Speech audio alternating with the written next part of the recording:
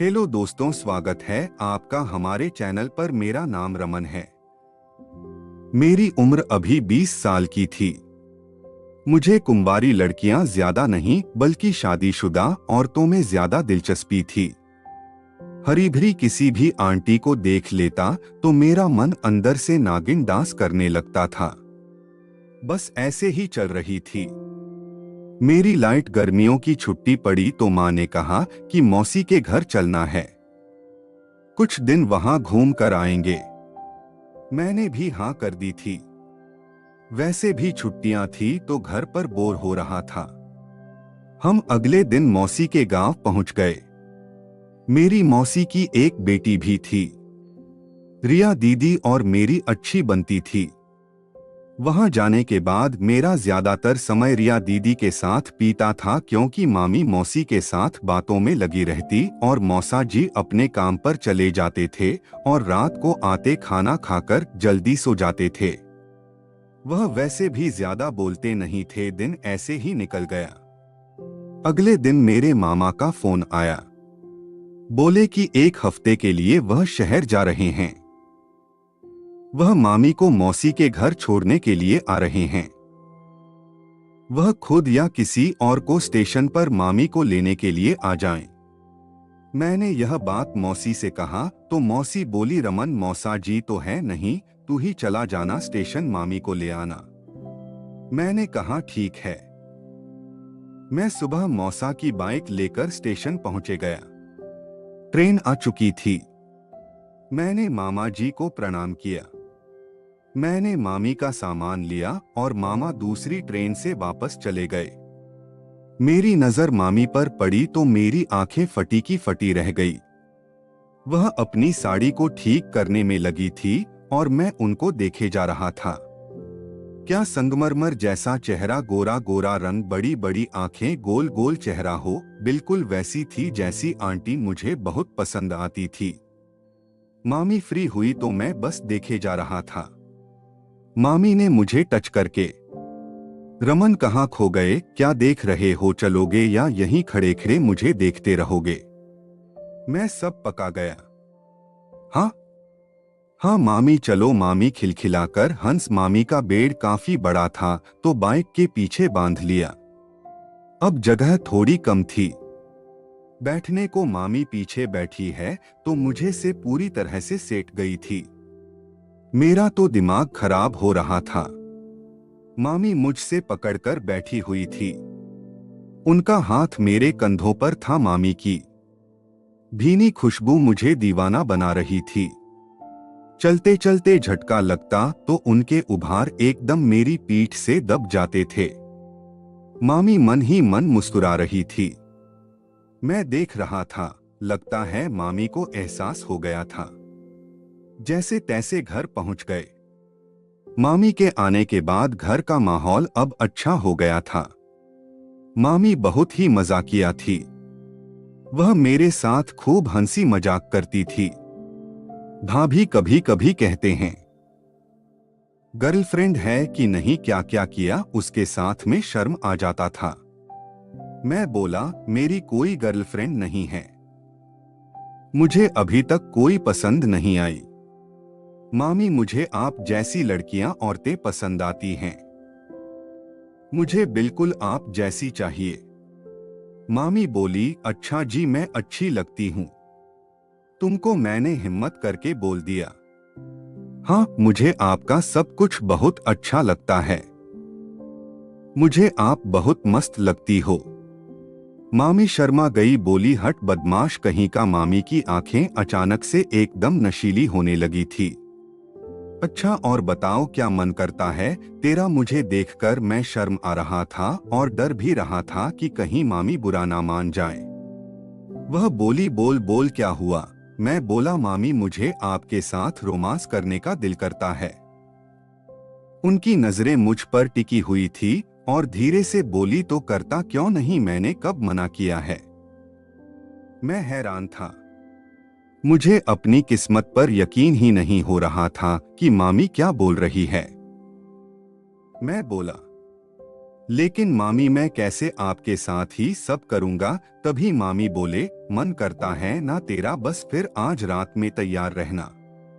इतना कहकर वह उठी और एक कटीली सी मुस्कान देकर चली गई। रात होने का इंतजार करने लगा, पर आज का दिन बहुत बड़ा लग रहा था। मुझे अपनी किस्मत पर यकीन ही नहीं हो रहा था कि मामी सच में मेरे साथ हो सब करेंगे। शाम हुई, सब लोगों ने खाना वाना खाया। मैं दीदी वाले रूम में बैठा था। जल्द ही रूम में सब लोग टीवी देखने आ गए थे, क्योंकि मेहमान का रूम यही था और टीवी भी उसी कमरे में थी। मैं भी थोड़ी देर टीवी देखा और सोने का नाटक करने लगा, वरना दीदी और सब बातें करने बैठ जाएंगे। जब दीदी ने देखा कि मैं सो गया हूं, वह उठी और लाइट बंद कर दी और जाकर दूसरे बेड पर सो गई। मैं मामी का वेट कर काफी देर हो गई, पर मामी नहीं आई। मुझे कब नींद आ गई पता ही चला। मामी कब मेरे बाजू में आकर लेट गई। मैं जब मामी की तरफ करवट बदली और मेरी आंख खुली, फिर हमारा खेल शुरू हो गया। मामी एकदम 7वें आसमान पर थी। घमासान युद्ध के बाद मैंने हथियार डाल दिए और सब पानी पानी हो गया। फिर मामी भी वहां से चली गई। मेरी सुबह नींद नहीं खुली। देर से ज्यादा और फ्रेश होकर कमरे से बाहर आया, देखा तो मामी मेरी तरफ देखकर मुस्कुरा रही थी। मामी को मैंने भी स्माइल दे दी थी। दीदी हम दोनों को देख रही थी। मैंने दीदी की तरफ देखा और गर्दन झुका ली और नाश्ता करने लगा। प्रिया दीदी पास आई और बोली, नाश्ता करके रूम में आ, कुछ बात करनी है। मैं डर गया कि कहीं दीदी ने रात में सब देख तो नहीं लिया। नाश्ता खत्म करके मैं रूम में पहुंचा तो दीदी ने एक जोरदार तमाचा मेरे गाल पर रसीद कर दिया।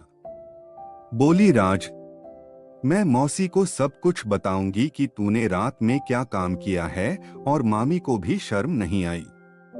उनको भी तब पता चलेगा।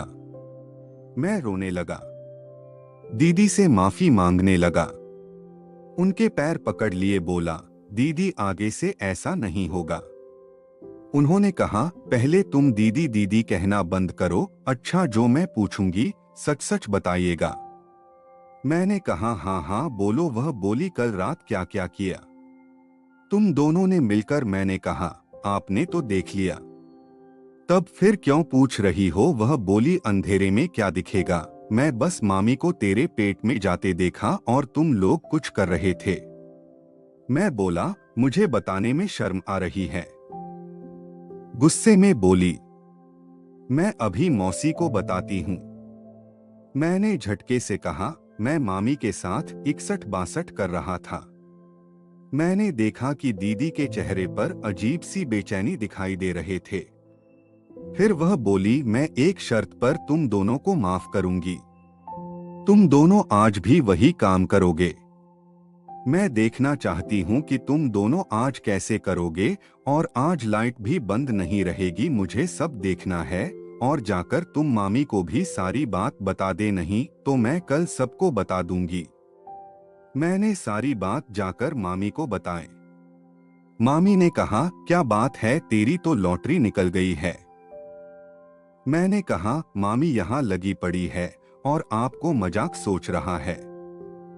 मामी ने कहा, अरे चिंता क्यों कर रहा है, उसकी शब्द का मतलब कुछ और।